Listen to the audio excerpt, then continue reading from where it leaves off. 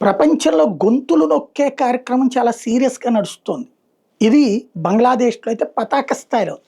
షేక్ హసీనా ఆ దేశంలో అవామీ లీగ్ అనే పార్టీ అధ్యక్షురాలు, సుదీర్ఘ కాలం పాటు అధ్యక్షురాలిగా ఉన్నటువంటి ఆవిడ. మొన్న ఈ మధ్యన వెన్నుపోటు కారణంగా భారతదేశానికి పారిపోయి రావాల్సొచ్చింది.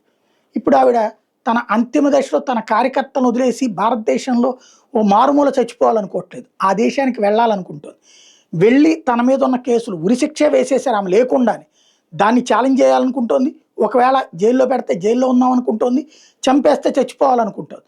తద్వారా వీరురాలుగా తను నిలబడటంతో పాటు తన కొడుక్కి ఆ దేశపు నాయకత్వం అప్పగించేందుకు ప్రిపేర్ అవుతుంది. అవామీ లీగ్‌ని బ్యాన్ చేసి ఉండొచ్చు కాక, మళ్ళీ అక్కడ మార్పు జరుగుతుందని ఆశిస్తోంది.